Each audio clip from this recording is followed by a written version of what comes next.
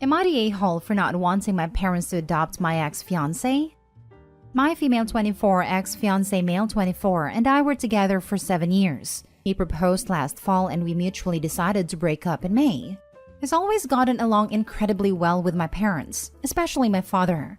They always treated him like he was one of their children, and my parents have always told him he's part of the family. For example, he started coming on family vacations with us when we were 17. It was a very tough decision to end our relationship, but we both agreed it was for the best. He moved out while I finished up our lease term. His plans fell through last minute, and he moved in with my parents for a little while finding a new place. Obviously, I felt a little weird about him moving into my childhood bedroom and being at my parents' house a fair amount. It led to lots of awkward interactions, but we got past it. He moved out at the start of August and I thought that was that. But last night, my parents invited me over for dinner. They sat me down and explained that since the wedding was off, and my ex-fiancé wasn't going to be part of the family by marriage, they wanted to adopt him. They asked him last week and he agreed as long as I'm okay with it. I'm definitely not. I told them that I'm not really comfortable with that. And they started telling me that I'm keeping them away from their son. And that I need to tell him that I'm okay with it so that we can all be a real family. I'm worried I'm being an a-hole because they have cared so much for my ex over the years. I'm also worried I'm being selfish by worrying about how to explain this to future partners. Am I the a-hole? Now for the top comments. Not the a-hole. Your parents are weird. Not the a-hole OP. Lol. My first thought was it's totally cool for parents to love their kids' significant other like their own. But your parents are beyond weird OP. Reading this post made me feel like I walked through a cave full of hallucinogenic mist. They what? They want to adopt a grown man. Your ex-fiancé no less. So that he remains part of the family? Not the a-hole hun, but I think your parents need a psychological evaluation because that idea is super crazy. If Opie doesn't have any brothers, they may have seen him as the son they never had. And depending on the relationship he has with his parents, he may have reciprocated. I do actually have a younger brother. He's going to university in another country and doesn't visit home very often. My ex's mom passed when he was young, and his dad remarried and is much more invested in his new family. I'm surprised he agreed, but haven't had a chance to actually talk to him about it. Not the a-hole. And your parents are freaking weird for even thinking this is an acceptable thing to do. Seriously, this one is a hill to die on. Your parents need to decide whether you are family or he is family. But it's crazy to think that they can have both, simply because they like the dude. For real though, I would tell my parents if they went through with this, they would gain a son but lose a daughter. They should actually be starting to distance themselves from him now that the relationship is over. But instead, they went way into the opposite direction to BSC ideas. Next story. Am I the a-hole for giving my mother a house on the condition that my brother and his family do not come to live with her? My 45 female mother 76 female is a very simple person. My father abandoned us when the youngest was 6 months old, and my mother was never the same mentally. I have a good financial condition. I try to help as much as I can with the groceries and bills. But it is very complicated because my mother refuses to come live with me and remains in the terrible house that my father gave her in the divorce. My brother, my sister-in-law, and their 3 children, 13 male, 9 male, and 5 female, live in the house at the back. And the house was tiny with a big yard. My brother built his house in the back and made the house even smaller. And he uses my mom as a free babysitter to take care of the kids he had. Not to mention the dogs he adopted and never paid their food, and several times their children go to eat at my mother's house. Keep in mind that my mother receives a low income in retirement. That is only really enough for her to support herself. I've been saving money for more than a decade to buy her a house and I finally got it. It is a simple house with 1 bedroom and bath with a big yard with a garden. Perfect for her. I talked to her and she agreed with me that it would be better for the house to be in my name because I know my brothers and what they are capable at any given opportunity. But it would have a lifetime usufruct clause for her only. I warned her that I didn't want my brother to move with her, but in return she wouldn't have to worry about bills and food anymore, as that would help. She looked relieved. I told my brother at her request. She was next to me. And he said it would be difficult to accommodate everyone, but that eventually he would help expand the house to house everyone. I saw the despair in my mother's face, so I just made it very clear that the house was for my mother, and not for them. He started to say yes, but said he could help with the bills or food, and that his and mother's house was too bad for a family of 5. I said no, that mother accepted the gift knowing that he wouldn't live there, and that due to their history I wouldn't trust him to pay the bills. He doesn't pay my mother, and I wouldn't be paying for 5 people. He started calling me selfish and that I was an a-hole to give a gift on condition, knowing how bad my mom's house is and that she obviously has no other option to accept. He said I was purposely harming him and making him out to be a monster. My mom is more relieved to get out of the house, but my brothers are calling me an a-hole even more because the house is in my name. Am I the a-hole? Not the a-hole. You're saving your mom from your mooch of a brother and he's just being spiteful because you're doing so in a way that he cannot exploit. Opie should also have a written agreement done by a lawyer. That way in the event Opie was to go on vacation or business trip and couldn't take his mom, that agreement would prove as evidence that his brother isn't allowed to move in or do any modifications to the house. Not the a-hole. However, if you haven't already, you should consider consulting an attorney to have a plan to enforce keeping your brother out of your mother's house. I should say your house because you're the owner, fortunately. That way, if it tries to step over the line and invade her space, your property, you can take action. And make sure you let him know you have consulted a lawyer and there will be consequences if it does anything improper. Maybe get power of attorney from your mother if anything should happen to her. Not the a-hole. And you think what your brother says about the house for your mother only is important. Why? Your brother has long been imposing himself and his family onto your mother. He spends money that is not his and largely supports his family with the help of her old house and you paying some of the expenses. He's even taking advantage of you to help raise and keep his dogs. What you should care a wit's edge about what he thinks of you is beyond me. Okay, he's your brother, but he's also a free rider on your money and your mother's. I don't know what a usufruct is, unless it is a legal way to keep your brother and his family from moving in and taking it over. You definitely need an attorney to draw up legal papers that you and your mother would sign that would keep him doing that all ever. He has a bad record. He took over your mother's house and stole part of his family's support from you and your mother. You owe him nothing. Do whatever it takes to keep him from moving in at his leisure after your mother does. He sounds like the kind of person who is constantly thinking of how things can turn in his direction. I bet even now he's scheming to move there in spite of what you and your mother said to him. You need something legal and forceful to keep him out, and be willing to enforce it if you must. My heart hurts for your mother. She deserves a quiet, livable house with expenses that she can afford, just like what you have given her. This clause prevents me from expelling my mother from the house. She is free to manage as she wants until her death. But there's the condition that my brother doesn't move into the house. Yes, legal papers are being made. Next story. Am I the a-hole for refusing to give my child's college fund to my stepson so he can go to college? I, female 43, am married to my husband Neil, male 46. We've been married for 2 years and together for a total of 5 years. We have children from previous relationships. I have my daughter Grace, female 20, and Neil has a daughter and a son, Lola, female 23, and Alex, male 18. When I was pregnant with Grace, my late parents generously set aside a college fund for her. It has been placed in a bank account under my name, and it's up to me to give the funds to Grace. There was a change of plan.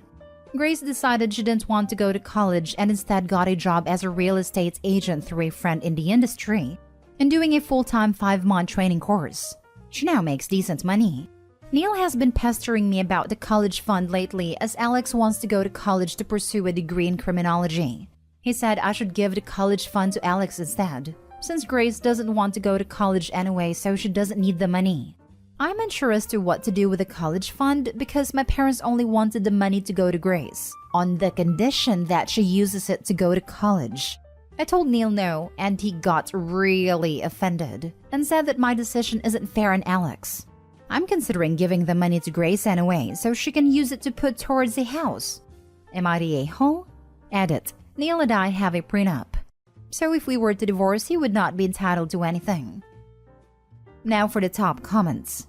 Not the a-hole. That money was specifically left for Grace. Indeed. Not to mention Grace might want to use the money for a house like Opie stated, or to pursue college or any other professional education she might want/need. At the end of the day, that money was set aside by your parents for Grace, OP, not a-hole.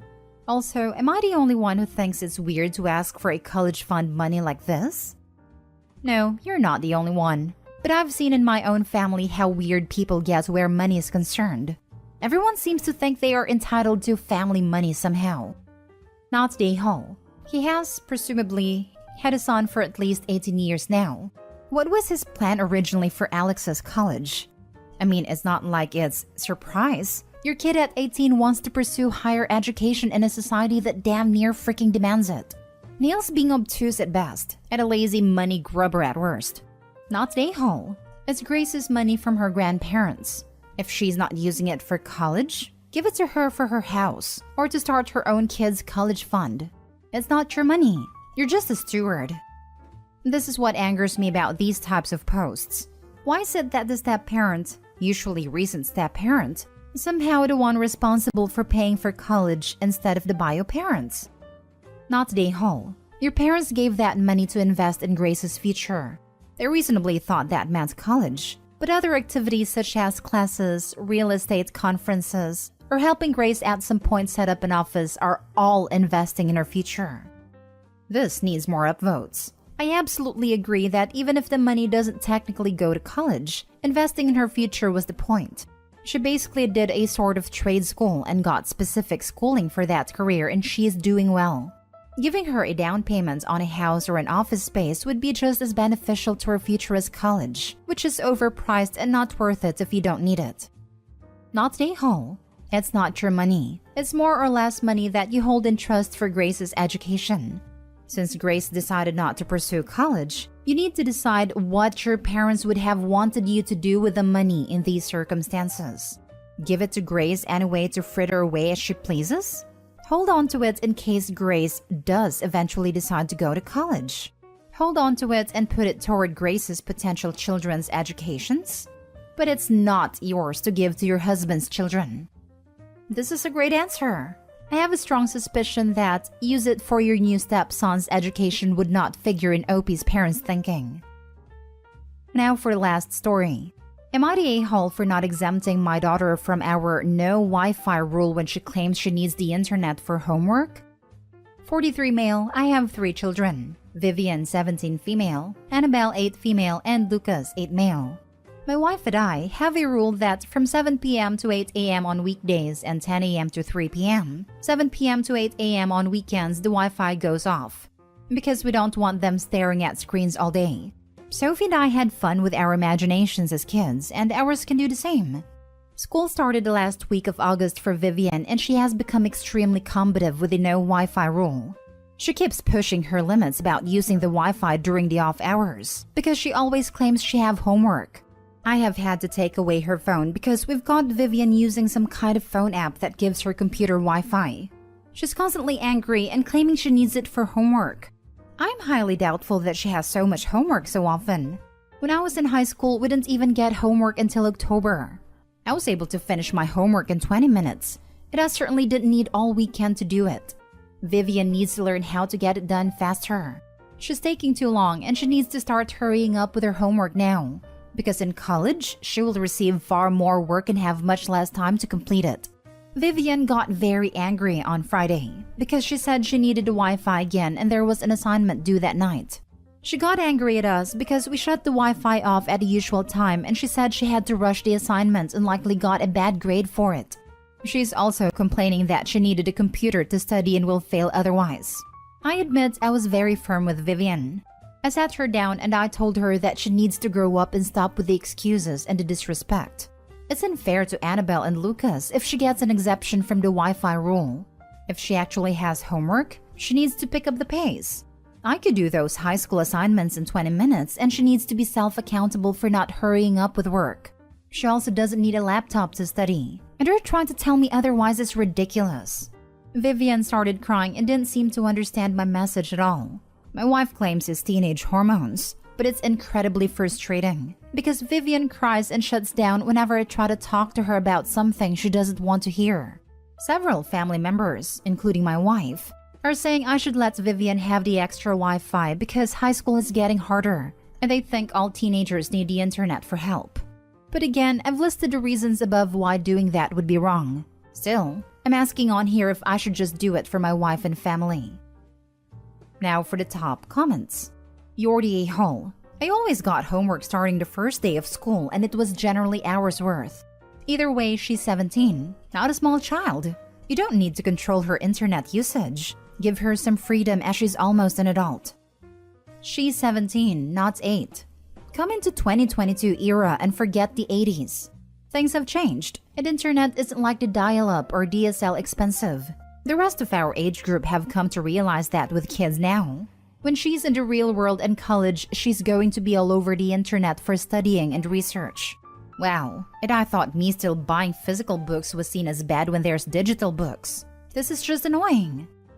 High school teacher here. She could absolutely have homework now.